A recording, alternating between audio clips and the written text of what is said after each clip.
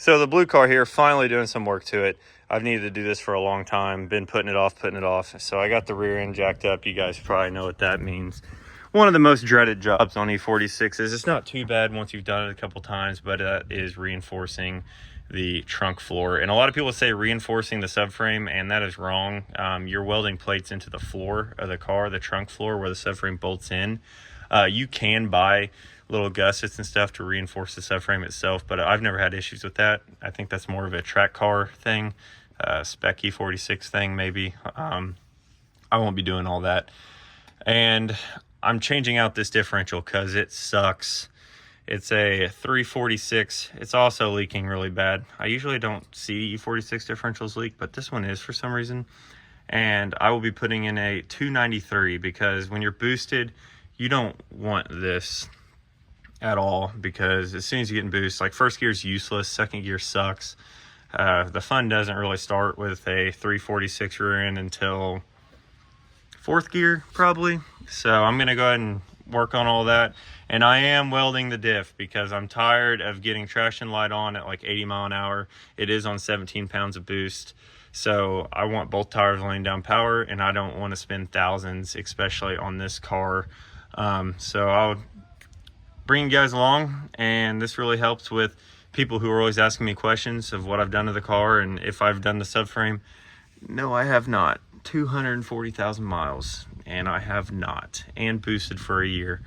So I'm gonna go ahead and get into this, take the exhaust off, take the rear wheels off, hang up the rear calipers, and pull the e-brake lines. You guys probably already know how to do most of that. Might show some of it, not a big deal. So I took the rotor off. You don't have to do that, but I did because I'm replacing them because I know they've been pretty bad for a while. But check out this parking brake. Yeah, that has not worked for a long time. So I guess while I'm in there, looks like every bit of it needs replaced. This car is really rusty, but it's too late to turn around now if you look at the rest of it. So let's keep on going, I guess. Man, this side looks even better. I've always wondered why the brake didn't work. Look at this. All I know is there's gonna be a heck of a turnaround on this one here. It's gonna look great, hopefully, when I'm done. I mean, I can do better than this, right? I think I can improve it. If I can't improve this, I don't know what I'm doing. Subframe still has some paint on it. Ooh, what's that? Oh no. Next time you see a video of me doing like 120 plus, let's think about this. Let that flash in your memory. So I got the subframe out and I started disassembling it, and I was like, what am I doing? Because I have a 330 vert in my backyard behind my yard barn or whatever. And why would I even mess with this subframe and not pull the one out of the 330, since this is a 325?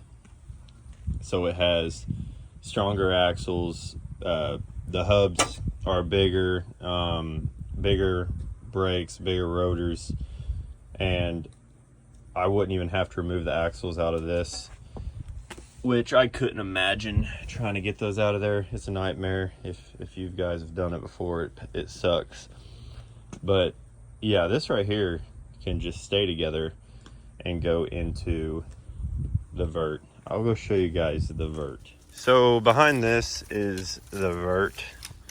I bought this for one reason, and that was because the hood that was on it and the bumper that was on it was in a lot better shape than the one that I had on my 325.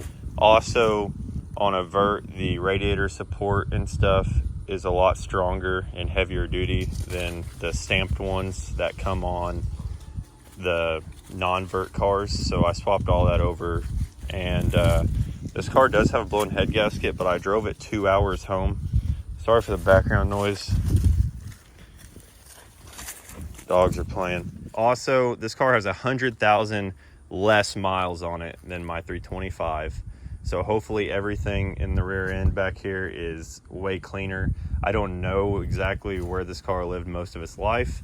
I just know that my coupe, as you guys just watched, is rough. So hopefully when I get this jacked up, which I have not had jacked up at all since I've had it, hopefully it's really clean under there and I can reuse that hardware and maybe sandblast the hardware and stuff like that.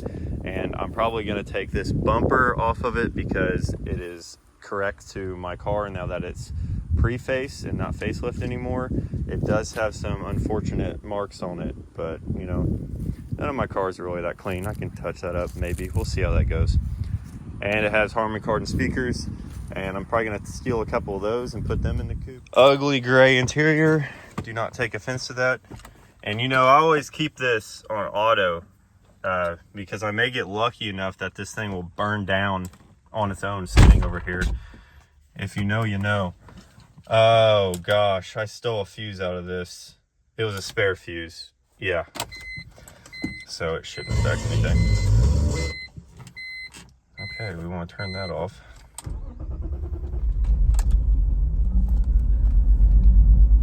I overheated it really bad since I bought it. I had it idling and I kind of forgot about it. And it hasn't ran really good since then. But right, yeah, it's cutting out. That was actually the best it's started since I've had this car, because the fuel pump, I think, is just going, unless it's all engine related, but I'm pretty sure the fuel pump's going. I can just hear it screaming right now for some reason. Oh, maybe because our light's on. This car does not deserve a tank of gas. My dogs are getting ran over. Yeah, this driveway is looking pretty sad now. Look at this. Nice little surprise. Yeah, that camber arm's not supposed to be like that. Also, looks like it's... What happened? Is that paint? No. I don't know. Rust. But if you look in here, look how clean all that is. The caliper's not even rusty.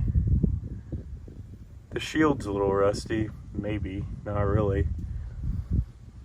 Yeah, I think this was a really good move. Yeah, I'm probably gonna just cut the exhaust. It's basically a personal junkyard car here. I'm gonna do what I want to get parts I need. But yeah, this looks way cleaner.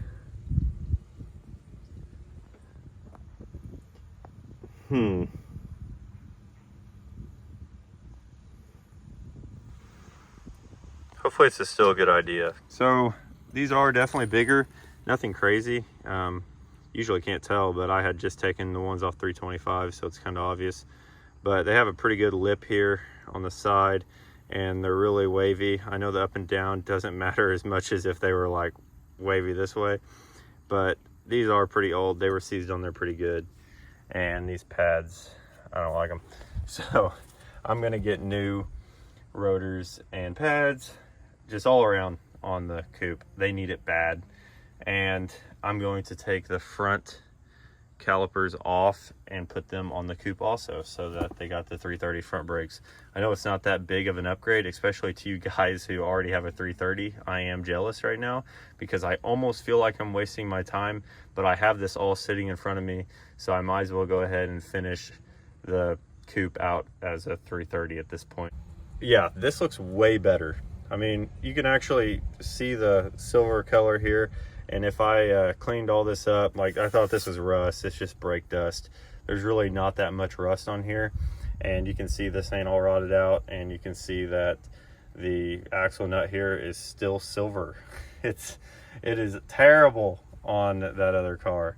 So I'm gonna go ahead and start pulling the rest of all this. I just want to show you that I'm not going to have to buy all these parts, and they do add up if you buy all the e-brake rebuild stuff. I know that most of you guys probably would do it while you're in here, but going from having an e-brake that looks like this to what I had, I'll call that an upgrade. So obviously most of you guys are probably like, why would he reuse that e-brake?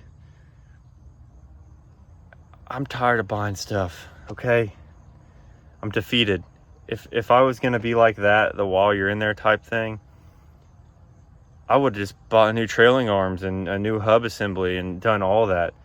But you got to be happy somewhere or you're going to be in the hole pretty good. Remember, guys, that 325 was $1,200 when I bought it. So we got to chill out here. We're already going too far. And I keep saying that every video. And then next thing you know, it's on a wider body, M3 fenders, M3 engine, and slammed on Apex wheels and manual swap. But we all do that, right? Okay, just pulled the rear end out of the 330 vert.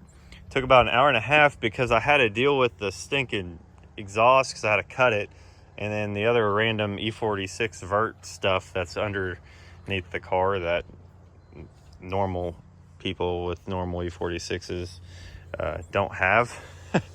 And I got it out. So only one issue here, I got to put the 325 rear end over here into this just so it can be a roller at least.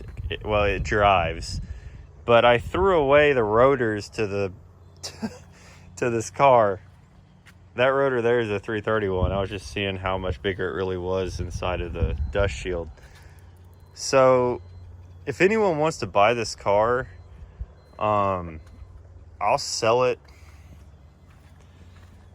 for probably, I'm gonna sell it for parts. It has a blown head gasket. The front end is horrible on it, and the quarter panel is all shoved in. It's a soft top, it's automatic. I'm taking this bumper, even though it's pretty rough, because I need this style bumper because I got the lip for the back of it here that matches the lip on the front of this car, the H style. So I don't really know. I guess if some people need doors, it has a small door ding right in there. This fender's good. Hood shot. This is all bad up front. This fender's good, and this door has a door ding there, but it's not too bad. And it's gray interior, which I know people don't like it. I don't. Shut up. It's pretty rough, but it's gray interior. I don't know. I'll take 500 OBO though. I won't give it away for free because if I was gonna do that, I might as well just scrap it because I have a title for it. So let me know in the comments. Located in Indiana. If you need to know any more than that, you're gonna have to message me on Instagram. So I have the 330 subframe in pieces. I won't be doing much to this here. No more disassembly, really. I will be knocking out this bushing, and then of course the trailing arm bushing will have to come out. These are the 330 axles. Visually, they don't look much bigger than what's on the 325. They definitely are a little, but nothing crazy. I know that there's more splines on the 330, and all this down here is bigger, not just the rotor itself. I'm using a hole saw to cut all these out of the center, and then I won't be doing this because I'm using the Seams Legit Garage solid diff mount, because these like to rip right off the frame. They crack right, well actually they crack back here and the bushing will fall out, or you'll snap. I've sheared the bolt. I can put a picture of both of my issues I've had on my red sedan. So this whole mount here will be cut out. It's kind of a pain in the butt, and then ears will be welded in. I'll show you guys all that. But where I was getting at with these bushings, I do have to remove using a hole saw, cutting out the middle, and then all you have to do is use a Sawzall blade right here, and just enough to pop the sleeve. Once you pop that outer sleeve, you can just hammer these right out, and that is the trick. You can burn these out, and I've done that the past few times, but holy cow, it stinks. And it makes a huge cloud of black. It looks like you're burning tire, and it makes a huge mess. This has been a lot cleaner. I'm about to get the Sawzall and test one out. I'll let you guys know. Well, the hole saw method just worked great. That didn't take long at all. Just cut out the 6. Like I said, not cutting out the rear one here because I'm cutting off this whole bracket. Not tonight though, I'm done. Did enough today. I'm pretty happy with my work, but this thing is clean. I haven't even wiped it down yet. I don't know if you guys understand what I mean when I'm calling this clean, because some of you guys probably have some pretty rusty ones and know what I'm talking about. So I'm pretty excited about this. I'm gonna clean up all the factory bolts. There's no reason to buy new ones. They're pretty clean already. And then I gotta focus on, hey Duke, hey Duke. I gotta focus on making sure this is all back together. I gotta replace one of the trailing arms or camber arms on this too, because it was stuck in there. The bolt broke. My dogs really like E46s now. Someone needs to tell them. All right, so I have all kinds of parts for the back of this car. A couple videos ago, well, gosh, 5 videos ago, maybe more, I showed you the whole setup of this, which is that 6-point brace for the trunk that ties everything together. This will probably be, I'll probably worry about this once I get the plates welded in the bottom of the car and get the subframe together, because I'll need to start doing all this before I actually install the subframe.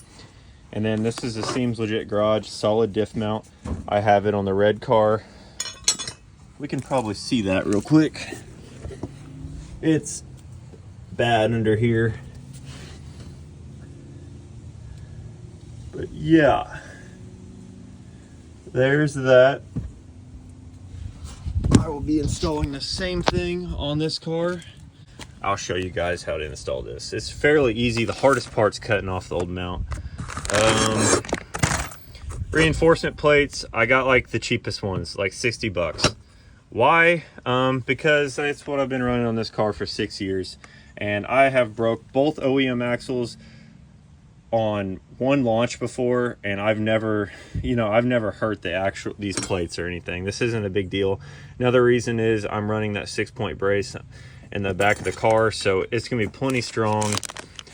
Okay, those are the bolts for the diff mount, and then these are the ears that you weld on. There's 2 of them, so I'll show you guys how I do that.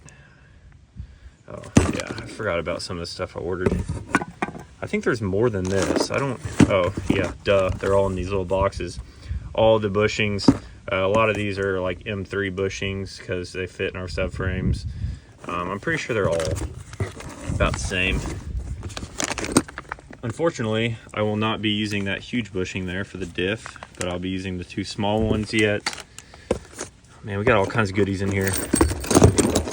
These are the new bolts that go in the bottom of the car to mount your subframe. The reason they look different is because they go through the trunk floor to mount your 6-point brace.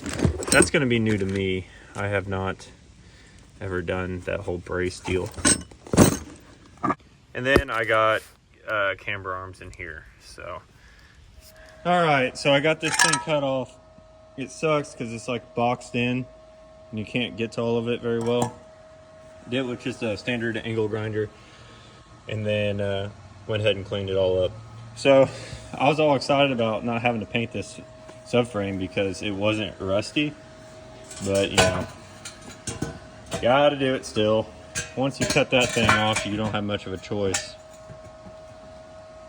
But then what you'll want to do is bolt your diff up in here and get your placement of where it's going to be, and put your ears in that kit over there that come with the Seems Legit Garage kit. Put the ear, it sits in here and it sits over here, and you'll also attach those to your diff, which you'll have to take the cover off the diff and put in that plate and put the cover back on.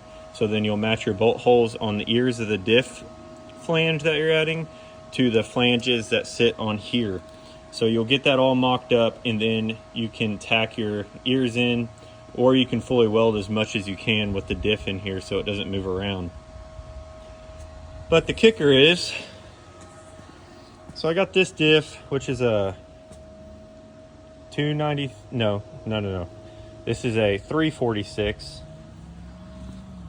And then this one is a 293.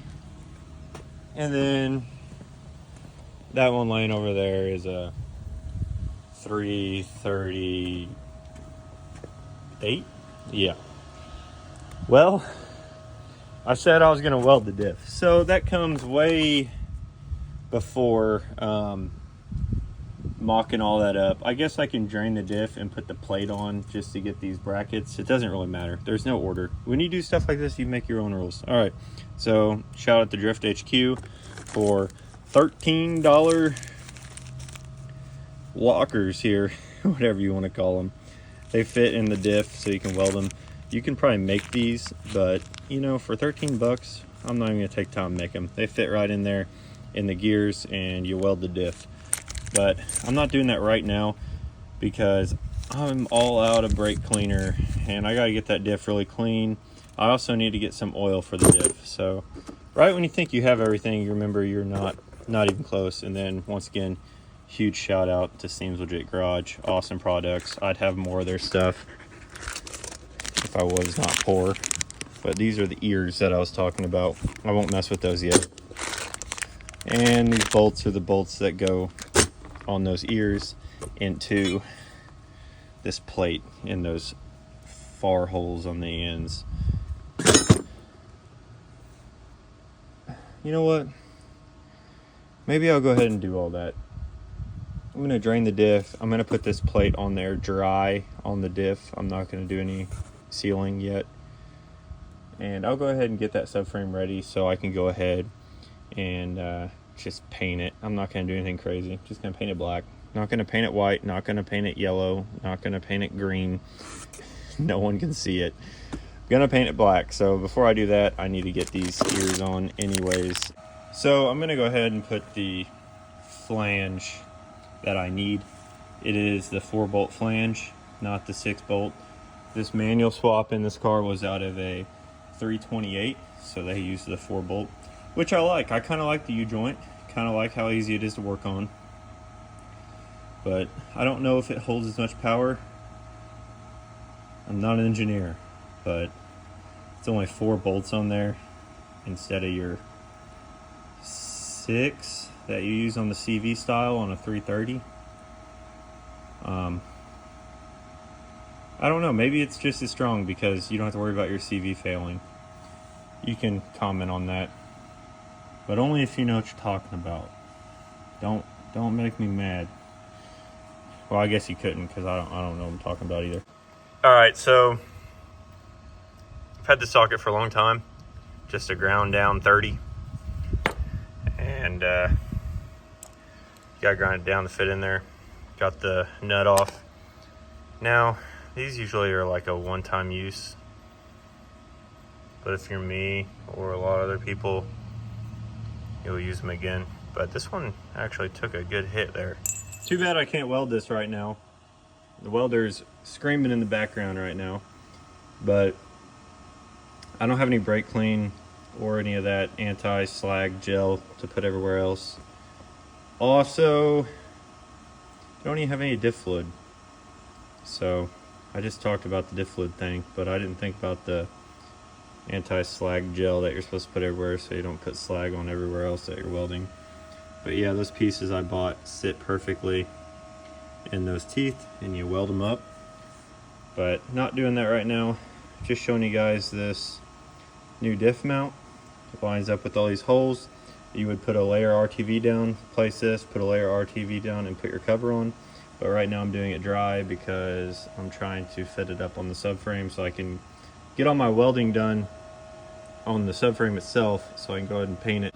So I just go ahead and I put the bolts in the front bushings up there. So I went ahead and installed those Condor bushings, put the bolts in it, and then I'm gonna get the earpieces and set them in these little hoops and they should line up. All right, so last night I got this all welded up and I left a small gap, like an 1/8 inch gap on each of them so I could actually penetrate pretty good.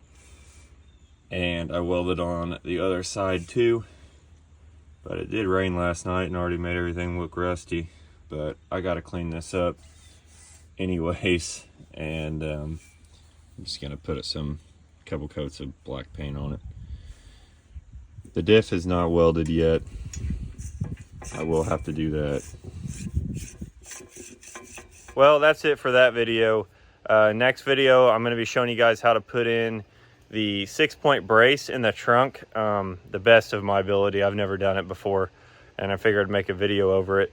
And then hopefully in the next video, the subframe will be going in. And then there may even be a third video this week. I don't know yet, because I'm going to check torque on head studs again, because I'm going to an Amazon valve cover so that I can put my B58 coil packs back on this car, because right now it has pencil coils again. And you guys probably remember the video where I did that conversion with the B58 coil packs. But when I went to dual vanos, I didn't have an aluminum valve cover that accepted 2-bolt coils, so I couldn't use my coil packs. But we're going back to all that, so I'll still have my dual vanos, and I'll be able to run the fancy coil packs.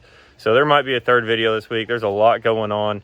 I'd like to go to Import Alliance this weekend, but my 330 brakes and stuff aren't supposed to be here until Friday, and it's Saturday, and I need the brakes to be able to tune it on the coil packs, so I don't know what's going to happen yet. I remember a while back someone told me we would literally watch paint dry. Well, that's kind of what this subframe work is like, and it's what it feels like.